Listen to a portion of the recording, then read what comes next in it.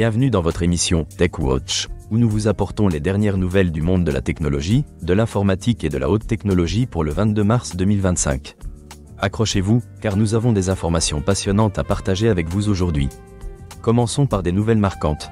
Kervalion, une biotech innovante de Montpellier, a développé une méthode révolutionnaire de bioimpression tridimensionnelle pour créer des greffons osseux adaptés à la pose d'implants dentaires. Ce greffon, conçu sur mesure grâce à un scan du patient et utilisant un biomatériau breveté, promet de réduire le risque d'échec. La société prévoit de lever 3 millions d'euros pour avancer vers la phase préclinique, avec une commercialisation envisagée pour 2028. En matière d'innovation logicielle, Gmail a annoncé l'intégration d'une nouvelle fonctionnalité d'intelligence artificielle pour améliorer la recherche d'emails. Les résultats seront classés par pertinence, prenant en compte la fréquence d'interaction et la récence des messages. Cette mise à jour est déployée progressivement et sera bientôt accessible aux utilisateurs professionnels.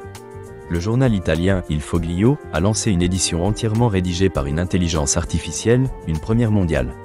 Ce projet utilise ChatGPT pour générer des articles et vise à revitaliser le journalisme. Les retours des lecteurs sont majoritairement positifs. Parallèlement, Doc, un éditeur de texte collaboratif développé par les gouvernements allemands et français, a été lancé. Cet outil open source permet la collaboration en temps réel tout en intégrant des fonctionnalités d'intelligence artificielle. Une belle avancée pour le travail collaboratif en Europe. Sur le plan de la cybersécurité, la Commission nationale de l'informatique et des libertés a annoncé qu'elle se concentrera sur les traitements de données effectués par l'administration pénitentiaire. Des contrôles seront menés pour évaluer la gestion des données des personnes incarcérées ainsi que la sécurité des systèmes informatiques. Microsoft a étendu son assistant d'intelligence artificielle, Copilot, à OneDrive, permettant aux utilisateurs de gérer leurs documents plus efficacement. Copilot peut résumer des fichiers, comparer des documents et répondre à des requêtes via un chat interactif.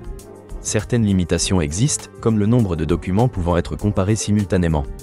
Oracle a lancé Agent Studio, une plateforme destinée à créer des agents d'intelligence artificielle au sein des entreprises. Ce service vise à automatiser les processus sans engendrer de coûts de développement élevés.